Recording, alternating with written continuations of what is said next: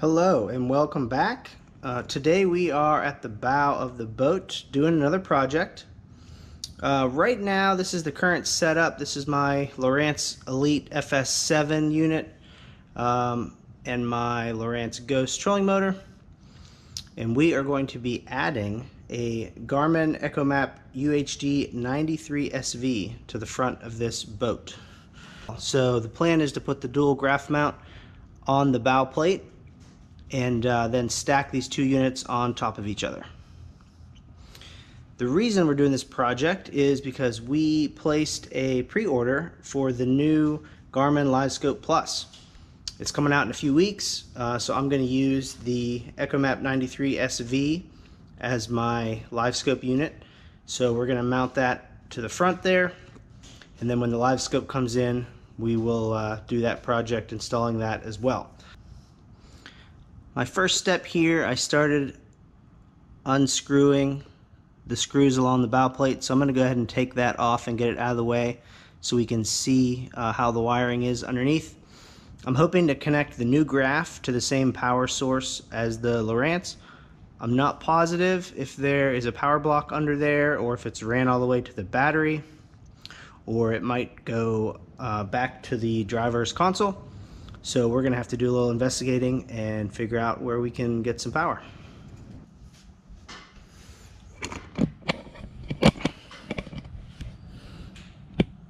Okay, so after getting a better look underneath this bow plate, it looks like the power for my current Lowrance graph is actually running through the channel in the side of the boat all the way back to the steering console. So I'm probably going to take the hood off of the console and take a look under there and see if I can find the power bank that it's plugged into. Luckily this area is pretty easy to access. These Nitro consoles come with this cover that you just unscrew 4 screws, and you can get access right inside. Alright, so we have the lid off, so we can take a look inside here, and I do see that there is a breaker panel right there supplying power to a bunch of stuff. And if you look close, you can actually see one of them labeled depth finder, so I believe that's where the current Lowrance is connected. And I do have a couple open slots, so I'll probably pop the cover off and we'll run the new power for the new Garmin unit back here through the channels on the boat, and we'll get power off of this breaker box.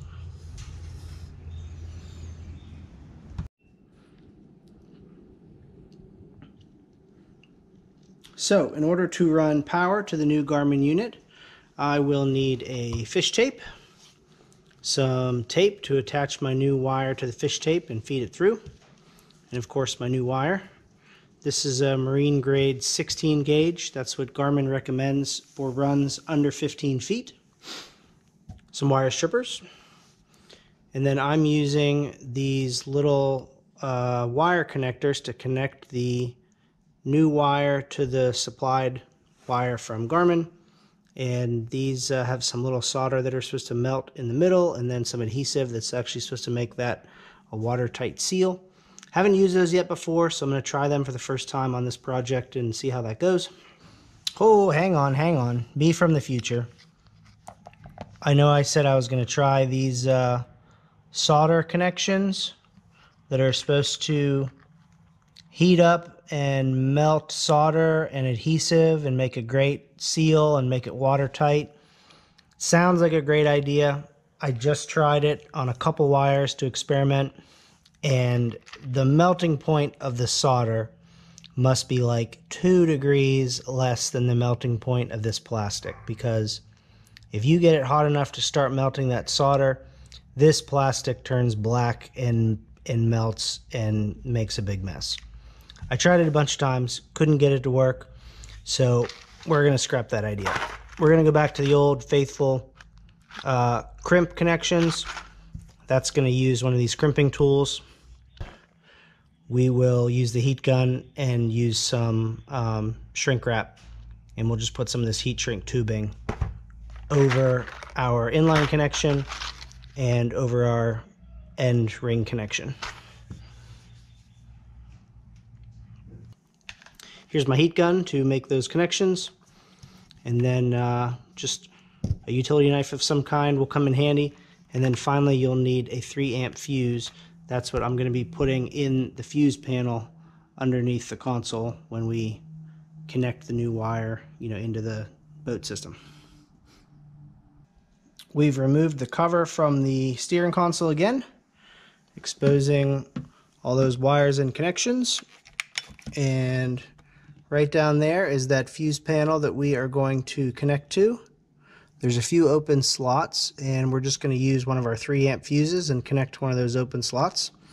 And then we'll run the new power extension back in that corner, and we're going to try to hit the tube that runs from here, and it runs actually up underneath the rod locker all the way up around the bend up to the bow. So once we get to the tube, it should be pretty simple. It'll just be a matter of figuring out how I need to get the tape in there to actually hit that tube. I think I can tell which wire I need to get close to, so I'm going to go ahead and see if I can get that fish tape down there and hit the right tube heading up to the bow.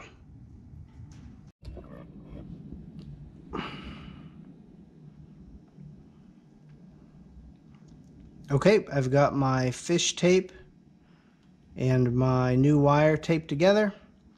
So I'm going to start feeding down towards that tube that heads to the bow and see if I can get lucky and hit it on the first try.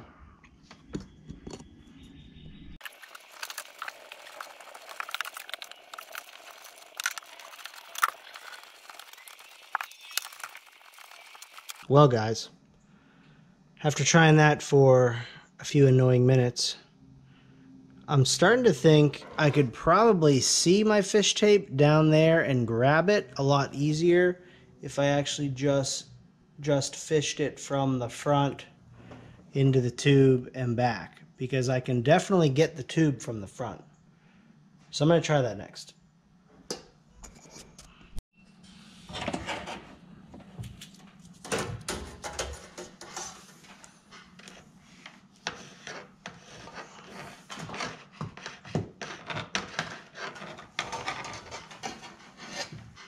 Okay, so actually what I'm doing is I started to feed it just down through one of the gaps under the bow plate, and if I can bring you in this compartment with me, there's my fish tape. I'm just going to manually feed it into the tube from under here, since I can see what I'm doing, and then we should be able to go all the way back to the console.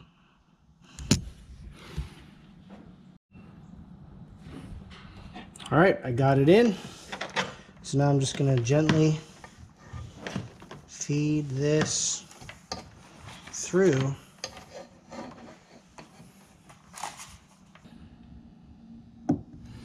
Alright, we have success.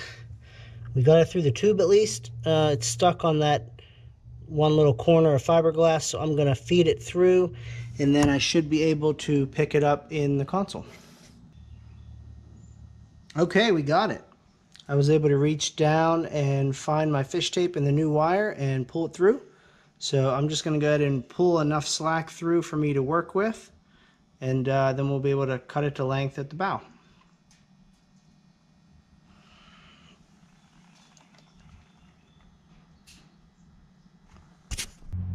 Okay, so I went ahead and pulled plenty of slack through at the console, and I did the same thing up at the bow, so I have plenty of extra wire to work with. And then I went ahead and clipped that. So the next step is to start adding some terminal connections to this wire. We're going to need the ring terminals on this side so that we can connect into that fuse panel. And then we're going to need the line-to-line connections on this side. That's going to connect to the Garmin supplied power wire that plugs into the back of the unit. Here we have our wire that's going to go into the fuse panel under the console. So first thing, you're going to want to strip a good healthy amount of this sheathing off. That's about 6 inches or so, and you really want to make sure that you can reach both sides of that fuse panel. So you want to make sure you have a bunch of extra space. Next, I'm going to strip off some of the sheathing of each side.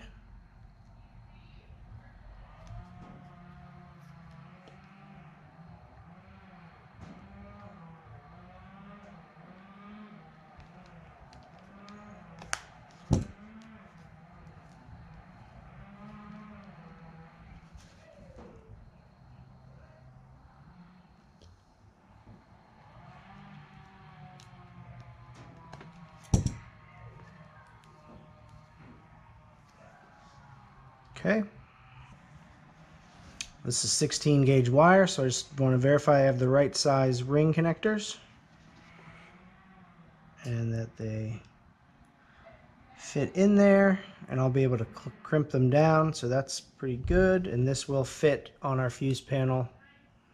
Just want to make sure that the screw in the fuse panel will fit in here. So I just verified that, and we're good to go. Next, because we're using this heat shrink tubing, it's easy to forget, but you want to make sure you put this on first. Otherwise, it's very difficult to do afterwards, and you want to make sure you get one that'll fit over both. So that's kind of hard to do. Looks like I might need to go with this larger one to fit over this.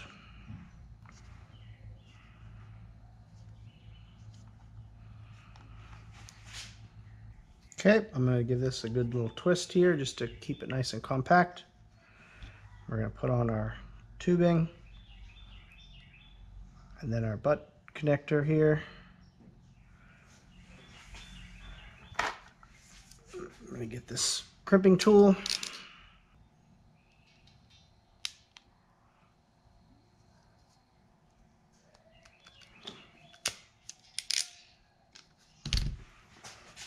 Go.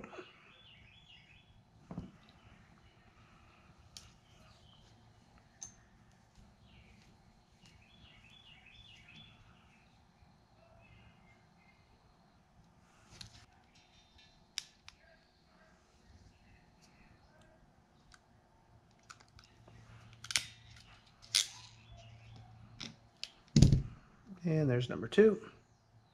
Now that's supposed to be pretty permanent, and you can feel that it really doesn't want to come out of there, but I'm going to try flattening this down just a little bit more, and then we're going to use the heat shrink tubing and give it a little extra protection.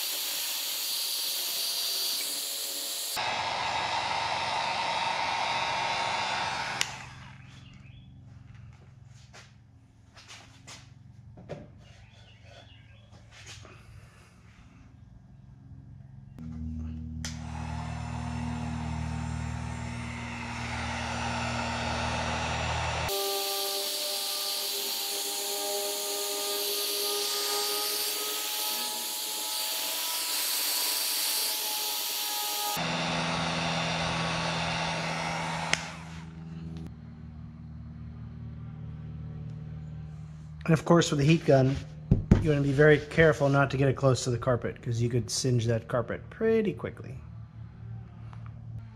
Okay, this side's done. Before we do any connecting in the console, I'm going to go ahead and terminate the other side, and I'll show you what that looks like. Okay, back here at the bow, we're going to connect the Garmin power supply to our extension wire. The Garmin power supply comes with a red and black wire, but it also comes with this blue and brown wire. Now, from what I could understand, These were actually used in older technologies, and we don't need them to install the Garmin 93 SV, so we're actually just going to clip them back here. Also, you'll notice if you opened yours and you look at this red wire, there was actually an inline fuse that came with it. I don't need that because I'm wiring into that fuse panel at the console, so it would just be redundant to have two inline fuses, and it would just be one more place to check if I was having issues. So I cut that out. I'm just going to have one red, one black, and we're going to connect with the inline terminal connections to the extension. We'll use these inline crimp butt connectors, and then we'll also use our heat shrink tubing. All right, we are all finished connecting our extension wire to the Garmin power supply. There is our inline crimp connections with some heat shrink tubing over each one.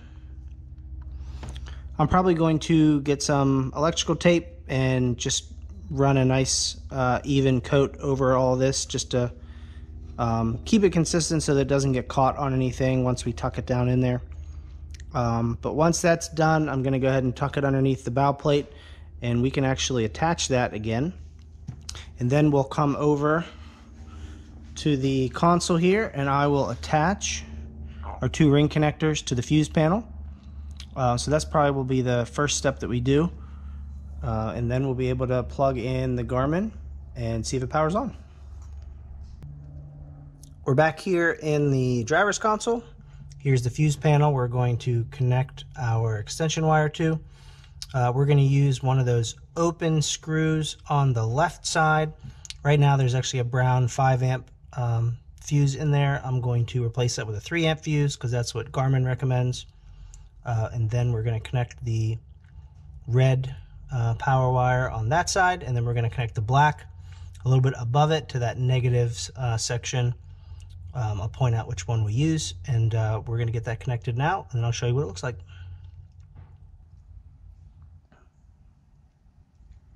Oh, and of course, before you start messing around in here or unscrewing anything, make sure that your battery switch is turned off in the back of the boat and there's no power to this fuse panel.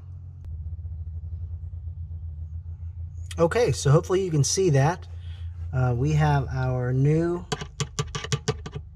power. The red wire is connected right here.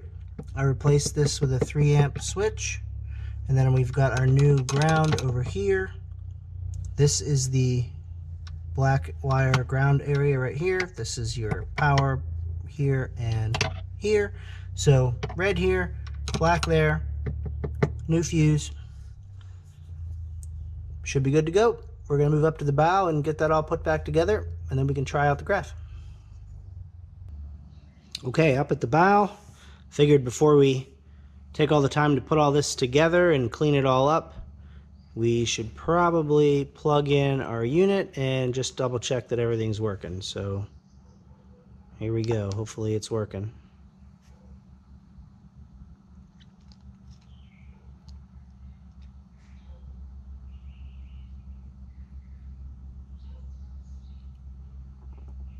Well, that was anticlimactic. What happened?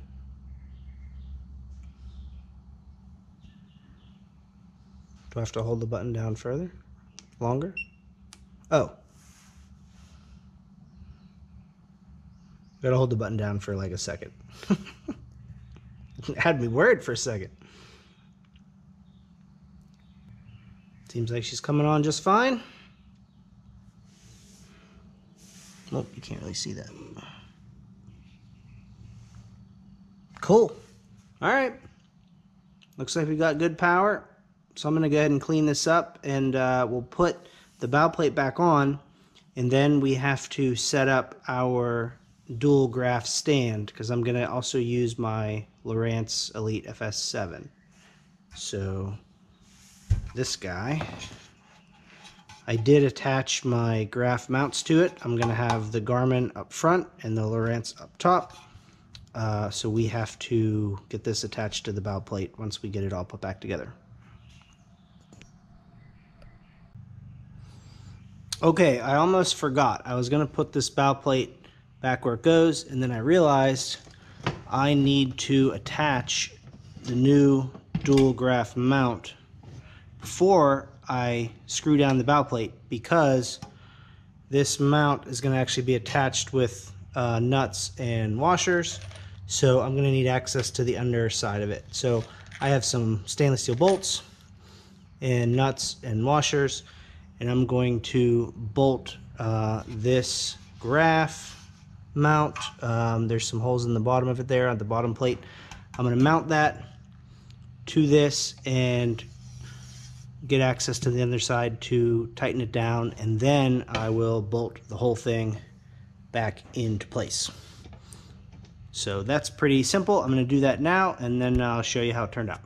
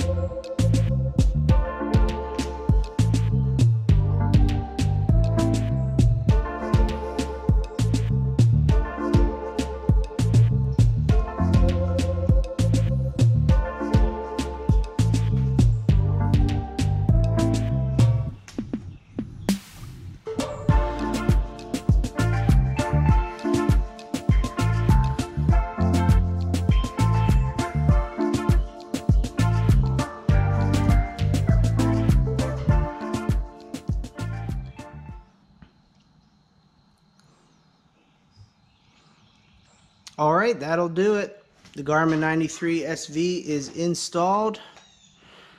I have the dual mount securely fastened to the bow panel, and I have the Lowrance Elite FS7 mounted on top. I think I like the smaller unit on top, just aesthetically. I'll have to fish with it for a little while and see if it makes sense in that order. I mean, I could always switch them around and rearrange, but for now I think I'm going to go with that.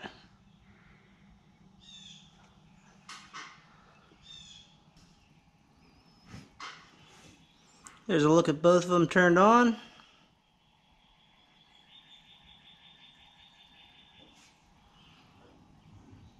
Thanks for joining for this install. Wasn't too bad. I think most people with just a little bit of confidence can do an install like this. Biggest part is figuring out where your wires can be run back to a power source, either to that fuse panel in the console or possibly a fuse panel under the bow here, or even all the way back to your battery. That's the biggest challenge. Other than that, it's pretty simple. Leave any comments below if you have any questions or if any suggestions for a future install. Coming up in a couple weeks when LiveScope Plus comes out, I'm going to get my hands on that, and then we're going to do an install and a walkthrough video on that as well. So super excited to try out the LiveScope Plus in the next couple weeks. I'll catch you on the next one.